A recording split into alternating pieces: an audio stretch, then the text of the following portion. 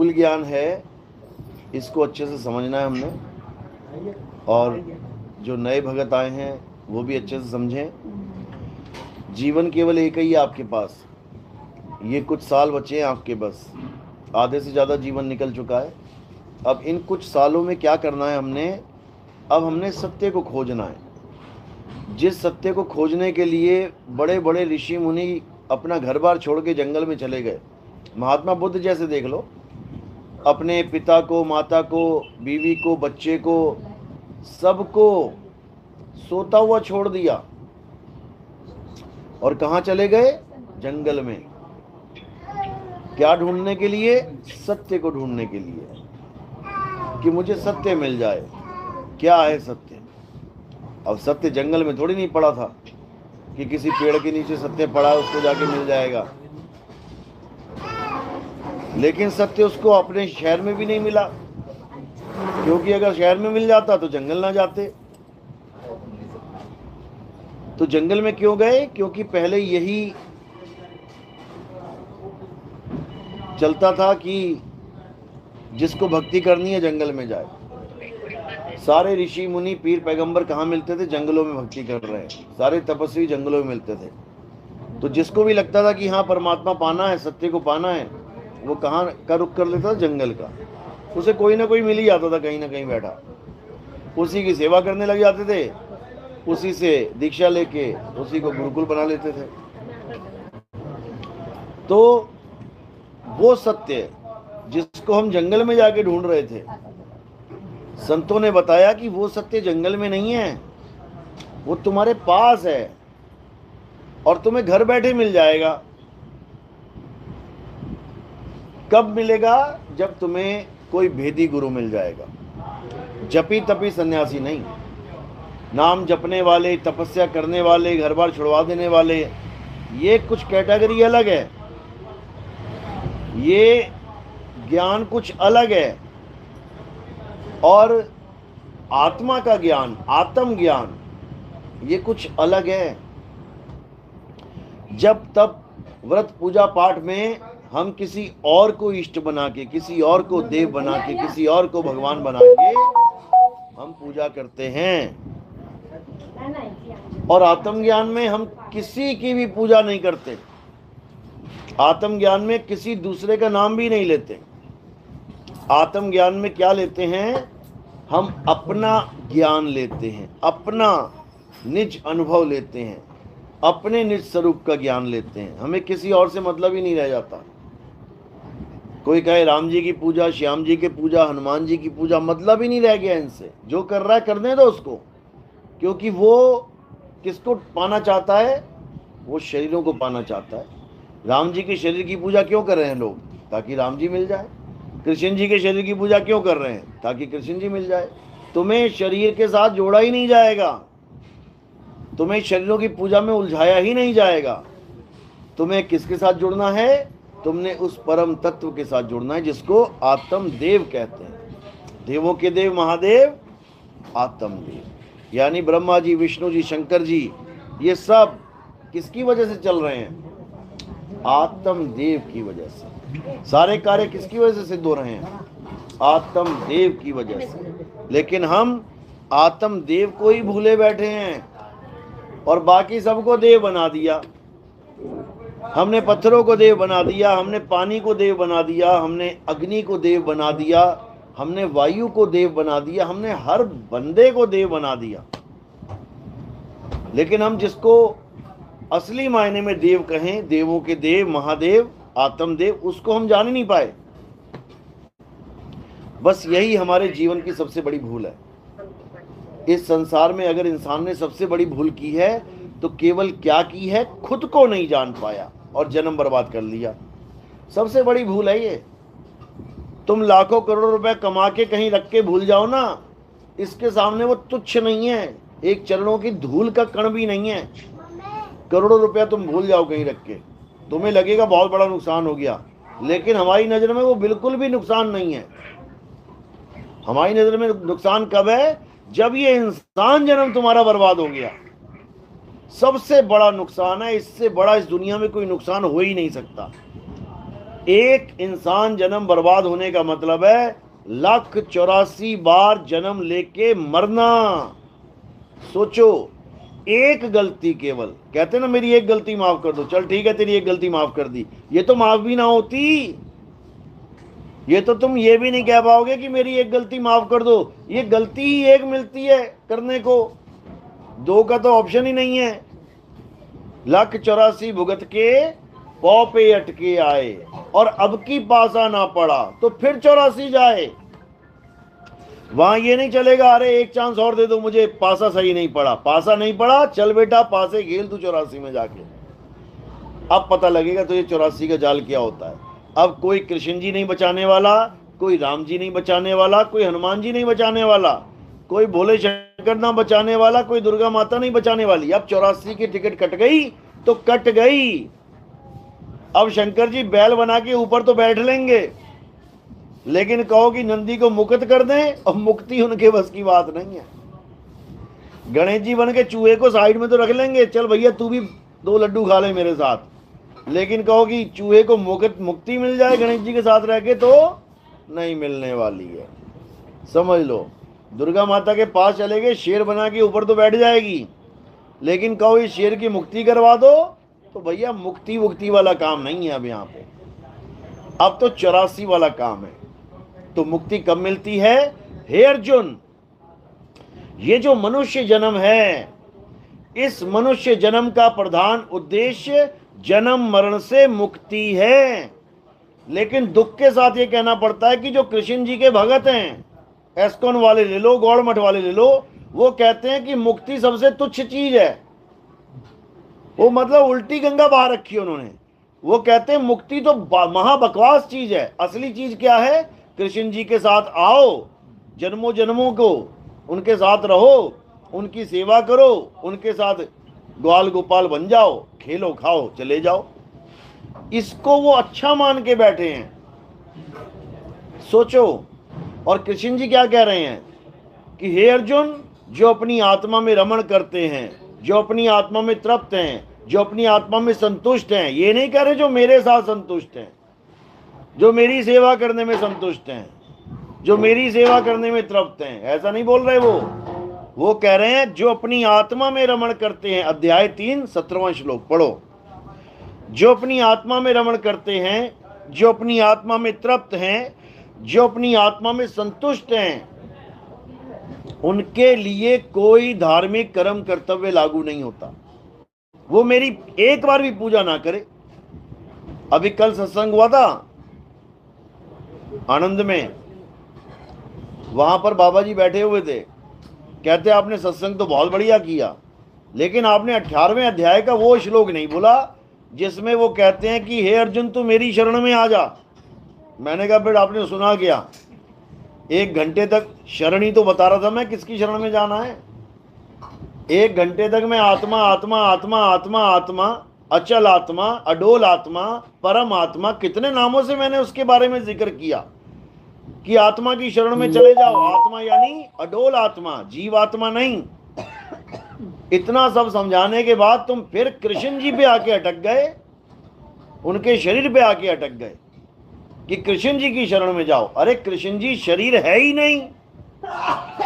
कृष्ण जी ने कितनी बार बोला गीता में, हे अर्जुन मैं अजन्मा हूं, मेरा कभी जन्म नहीं होता, मेरी कभी मृत्यु नहीं होती। तो तुम कैसे कृष्ण जी को शरीर बना के बैठे हो?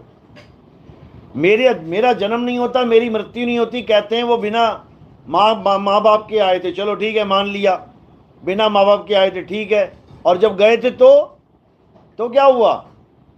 तो पैर में तीर लग गया, तो मृत्यु हुई कि नहीं हुई? तो तुम कैसे कह रहे हो कि मैं अजन्मा हूं? अजन्मा का मतलब होता है जिसका जन्म ना हो, और जिसका जन्म नहीं होता उसकी मृत्यु भी नहीं होती। तो यहां तो मृत्यु हो गई ना, यहां तो तीर लग गया ना। फिर तुम कैसे कह सकते हो कि कृष्ण जी शरीर हैं? वो लोग शरीर को अजन्मा मानते हैं कि कृष्ण जी का जो शरीर है वो अजन्मा है।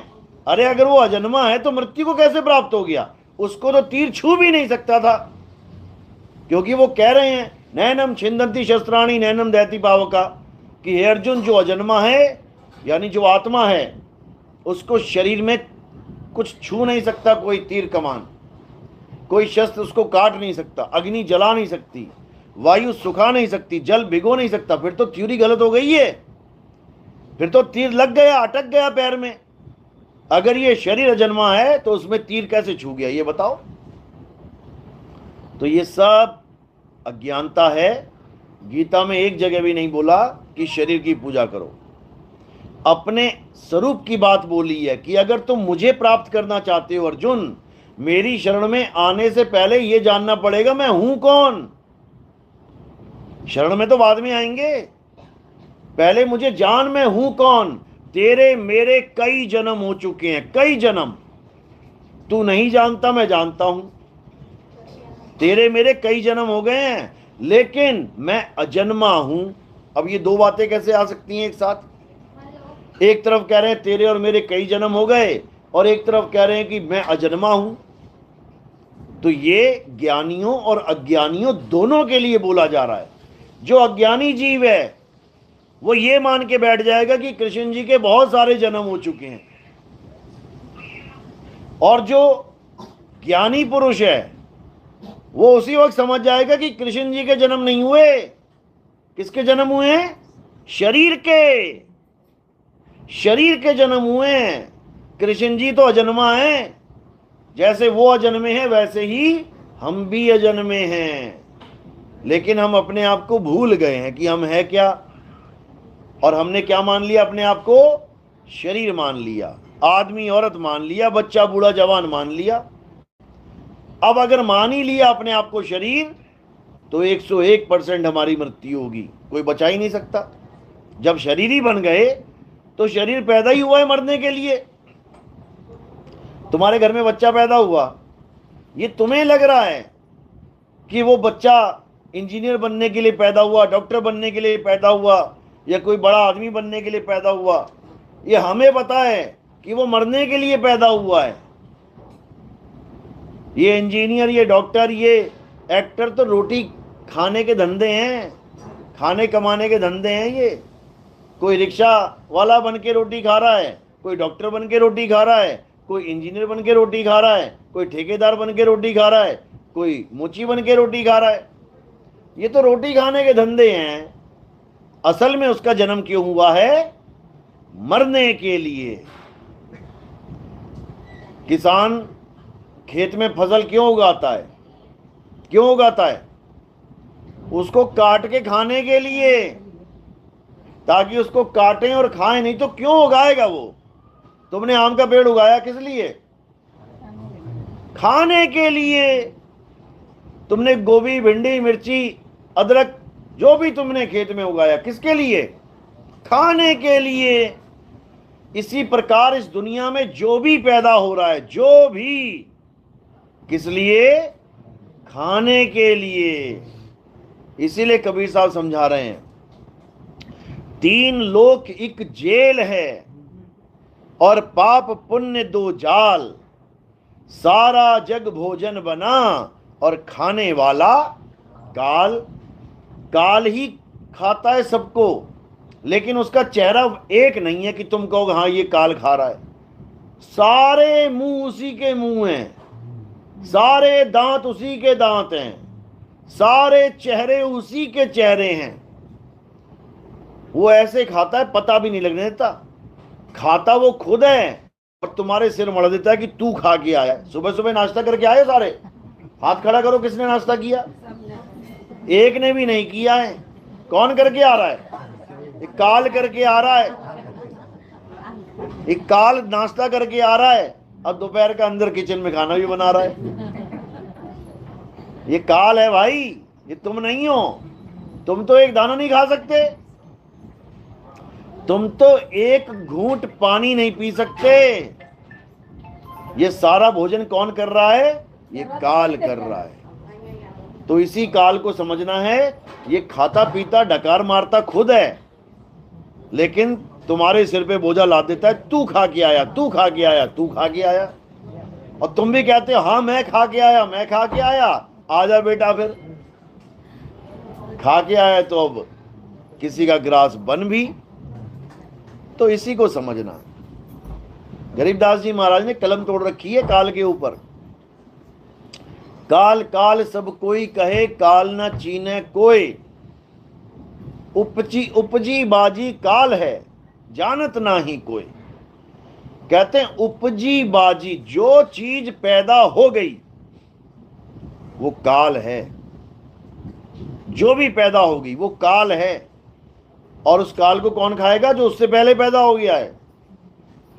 जंगल में शेर पैदा हुआ, उसके बाद हिरण पैदा हो गया। अब काल काल को खात है।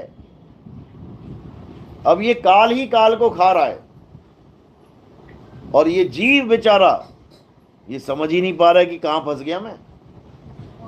तो इन दोनों को समझना पड़ेगा। ओहम क्या है? काल है। और सोहंग क्या है? जीव है। इसी को समझना है। ओहम काया मर मरी जाए, और सोहंग फिर गोता खाए। बस इसी को समझना, ये तत्व ज्ञान है। और जब मंत्र ज्ञान में आ जाओगे तो ये ओहम और सोहम क्या बन जाता है? ये मंत्र बन जाता है। लोग तत्व को भूल जाते हैं कि ओम क्या है, सोहम क्या है, मंत्रों को पकड़ के बैठ जाते हैं। ओम सोहम जप रहे हैं, उसी को सतनाम बना दिया इन लोगों ने। तो ये बर्बाद कर दिया इन लोगों ने जीवन लोगों का। अब ये आबाद कैसे होगा? जब तुम तीनों तत्वों को जान जाओगे। तीनों तत्वों को कौन कौन से? एक ओहम, एक सोहम और एक सत्य कबीर। इसीलिए वाणियों में आता है ओहम सोहम सत्य कबीरा। तीनों का जिक्र आ जाता है। यानी गीता में भी आया है। गीता में कैसे आया है? क्षर पुरुष, अक्षर पुरुष, उत्तम पुरुष। अध्याय 15 में तीनों पुरुषों का जिक्र है। ये ओम सोम सत्य कबीर ही है। ओहम यानी काया, सोहम यानी अविनाशी जीव, और उत्तम यानी सत्य परमात्मा। लेकिन इसकी थ्योरी समझना इतना आसान नहीं है। बड़े बड़े बाबा फेल हो गए। बड़े बड़े बाबा इसको मंत्र बना के जप के चले गए 84 में, लेकिन तत्व ज्ञान को प्राप्त नहीं कर पाए। तत्व ज्ञान अलग है, मंत्र ज्ञान अलग है। ओहम सोहम तत्व विचारा, लिखा है ज्ञान गुदड़ी में। ओहम सोहम तत्व विचारा, बंकनाल में किया संहारा, मन को मार गगन चढ़ जाई, और मान सरोवर बैठ न आई। वहां पर ये नहीं बोल रहे कि ओहम सोहम मंत्र विचारा। क्या विचारा? तत्व विचारा। मंत्र कौन विचारेगा? जो मंत्रों का ज्ञाता होगा, जपी, जो मंत्रों में तुम्हें उलझाएगा। और तत्व विचारा कौन करवाएगा? तत्वदर्शी संत, जिसके बारे में गीता में बताया जाता है कि हे अर्जुन, अगर तुम सत्य को प्राप्त करना चाहते हो, सत्य को, ओम सोहम नहीं, ओम सोहम तो तुम हो ही हो। ये क्या बैठा हुआ है सामने? ओम सोहम। ओम क्या है? काया। सोहम कौन है? जीव। इसी को बोला है ब्रह्मा विष्णु महेश्वर चेला, ओहम सोहम का है खेला, माया आद निरंजन भाई, आप पे जाई आप पे खाई। ये समझाया गया उसमें। यानी ये काया क्या है? ये मन और माया के द्वारा उपजती है और मन और माया के द्वारा खा ली जाती है। माया आदि निरंजन भाई, आप पे जाई आप पे खाई। खुद ही पैदा करता है, खुद ही खा लेता है। ब्रह्मा विष्णु महेश्वर चेला, ये तीन क्या हैं? ये तीनों गुण हैं। ये तीनों हमारे गुण हैं। काया पैदा होती है, काया पलती है, काया का नाश हो जाता है। ये हो गए ब्रह्मा विष्णु महेश्वर चेला। ओहम सोहम काहे खेला, यानी इस दुनिया में जितना भी खेल चल रहा है, तुम्हारे सामने कोई कुत्ता आ गया, कोई बिल्ली आ गई, कोई चूहा आ गया, कोई शेर हिरन को पकड़ रहा है, कोई भालू किसी कुत्ते को मार रहा है, कोई आदमी किसी आदमी को मार रहा है, या कोई गाना बजा रहा है, कोई गा रहा है, ये सारा खेला किसका है? ओहम सोहम का है खेला।